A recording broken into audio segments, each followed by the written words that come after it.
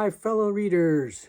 My name is Greg, and this is Ghost Readers in the Sky, where I start off with the history and literature of the American West and then gallop off into whatever direction I feel like. Today, I'm doing a tag on a Tuesday, on a Tag Tuesday. This may be a first. This is the behind the scenes tag. Robert G., reader of books, is the one who developed this tag. We'll start off with prompt number 1. When recording a post, do you read from a prepared script, or do you refer to notes or a broad outline, or do you speak extemporaneously? I usually come in with an outline or some notes, definitely some ideas in mind of what I want to say.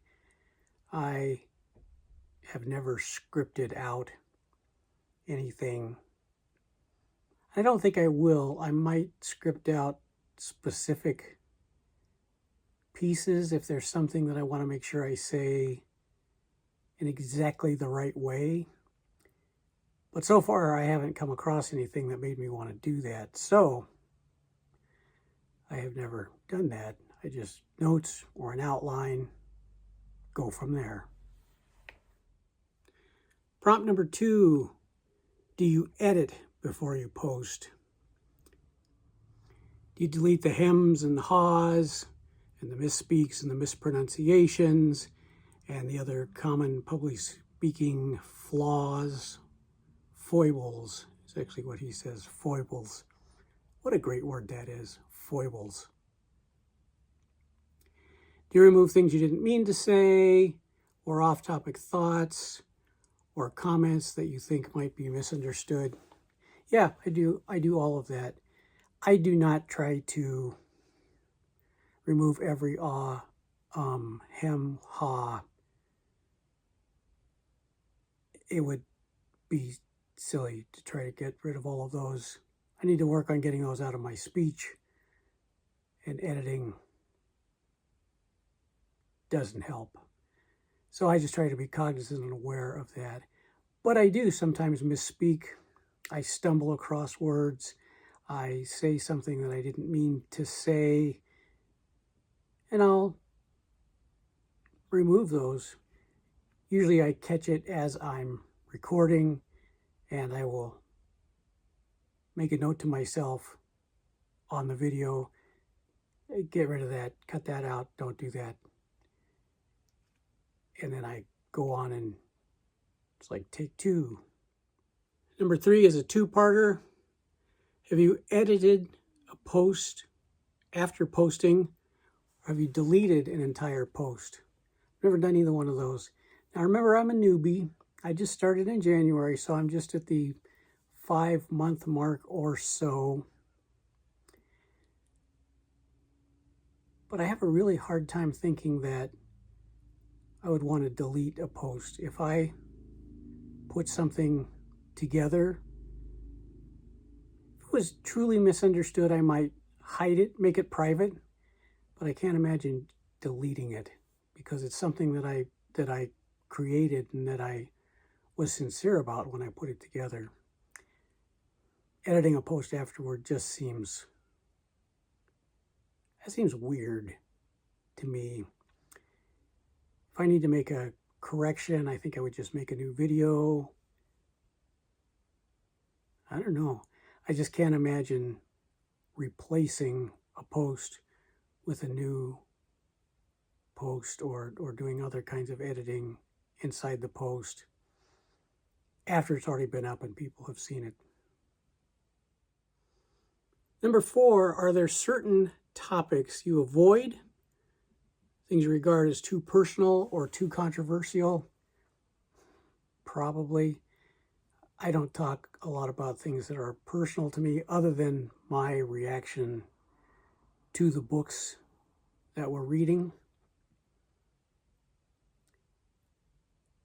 And I don't think anything I say is all that controversial. Although that post about Star Trek novels that I posted recently, that might be controversial. We'll see. But whether it is or not, I'm going to leave it up. And as far as controversies go, whether or not a person wants to read Star Trek novels, it's pretty small on the big scheme of things.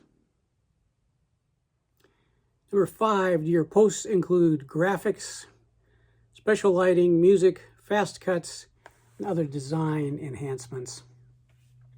Definitely graphics. I have just a little bit of music at the beginning and the end, where you get to hear the instrumental version of Yippee-Ti-Yay, Yippee-Ti-Yo, because that goes along with Ghost Readers in the Sky.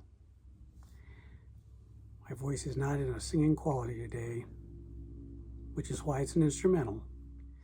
I like to use graphics. I've tried a lot of different things, whether you just do a cutaway or whether you replace the screen with a graphic or whether you do some side-by-side. The kind of Ken Burns effect where it moves around on the screen, mesmerizing. You're getting sleepy. And I'll continue to do that. I think that graphics, especially if there's a book cover of a book that maybe I've just listened to the audio, or I pulled off Project Gutenberg, or some other way I don't have a good cover to show, which is a lot of books that I read. It's nice to put up a nice picture of the cover, sometimes a picture of the author, sometimes some other thing that is explanatory or just funny. I have a really simple light here, and that's as fancy as it gets. Number 6, do you have a target number of posts for each week? Really just 2. Actually, I'm going to combine this with prompt 7. Are there certain theme posts you contribute to regularly, such as Poetry Thursday? My goal has been 2 a week. I started just doing once a week, which I think was the right pace for a brand new beginner. It didn't tax me and it let me have a chance to learn how to use the equipment and the editing and the posting and just try some different things, do some experiments and see what works and what doesn't, and see what kind of topics I want to cover and what I don't. And then I added in April, National Poetry Month, I started recording a weekly on Thursday, Cowboy Poetry Thursday, where I read or recite a cowboy poem a week. I am leaning toward 3 or 4, or at least to try for a while. I'm going to try doing tags on Tuesdays. I'm going to try to do Tag Tuesday. We'll see how that goes. Here's attempt number 1. And then, so Poetry Thursday, Tag Tuesday. Then the other 2 that I'm thinking of doing, one would be a weekly roundup of what I've read. I'm doing that for sure for the remainder of June on the Range, because it's an event that I'm co-hosting, and I think it's important to let people know what I've read and what I'm planning to read. And then the other one is all those miscellaneous things that I want to talk about. I've been working on a series called The Books That Made Me, and I might do some lists, some top 10, some favorites. I might do some responses or some thoughts about what other booktubers have said. I don't really know. So I think if I could do 3 and maybe 4 a week, I think that would be really satisfying, but it might be too much. I may not be able to sustain that. So I will continue with 2. 1 for sure that is probably focused on a weekly roundup and Cowboy Poetry Thursday. People love that so much. It doesn't get a lot of views, but the people who do watch it really enjoy it. So I'm going to keep doing that for sure. All right, prompt number 8. This one gets personal. How important to you is the number of your subscribers? Is there a target number you're hoping to reach? If you don't hit your target, would you consider dropping out of BookTube? Are your posts designed to attract new subscribers? And are you distressed if you lose subscribers?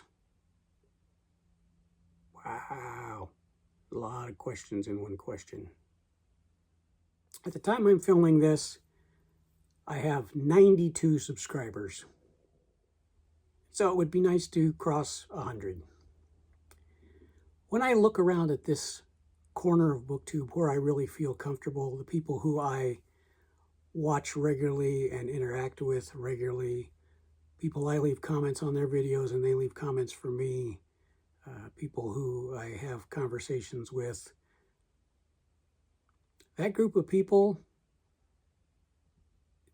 none of them have huge followings. Kind of a lot of people who I watch and admire and really enjoy their content and get a lot of good ideas from and have good, strong interactions, having that 1,000 to 2,000 subscriber range. A few a little more, a few a little less. But I think if I hit 1,000, I would be absolutely thrilled. But if I don't, so be it. Right now I have 92 subscribers. I think those subscribers are active. They watch my videos, they respond to my videos, they leave comments, they leave likes. And I'm going to keep doing that because it is nice to get the feedback. It is nice that people comment and like and that people subscribe, but that's not why I'm doing this. I'm doing this to share what I'm reading, to document what I'm reading, as much for myself as for anybody else.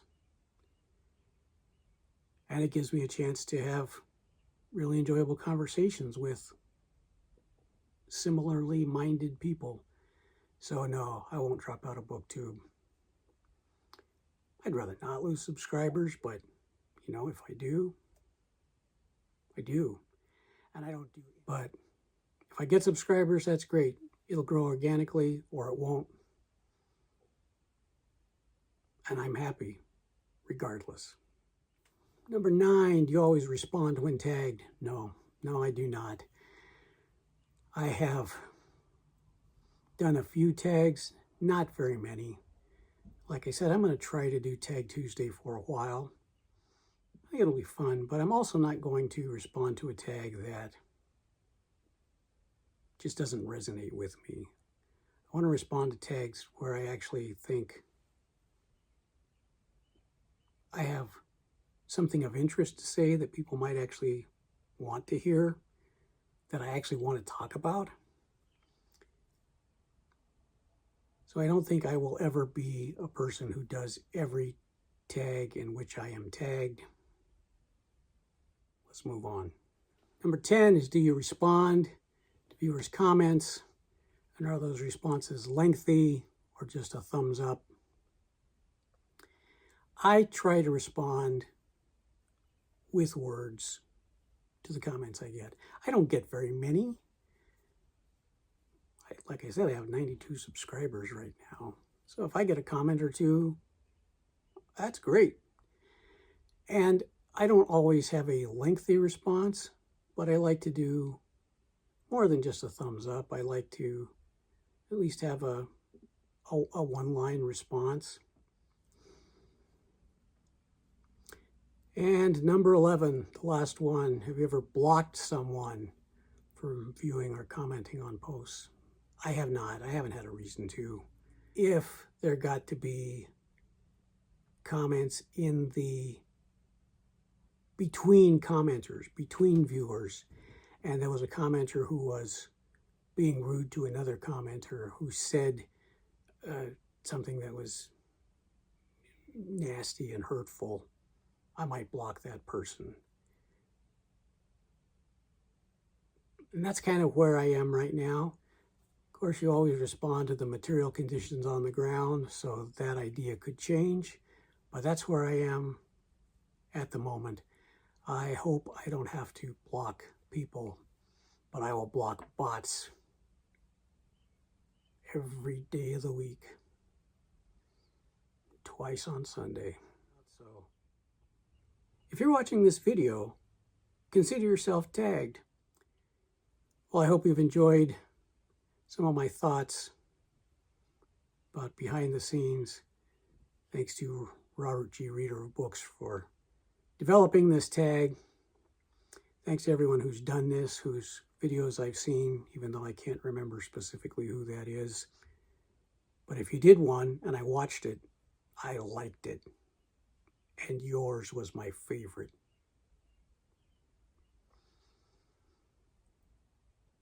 And until next time, my name is Greg. This is Ghost Readers in the Sky.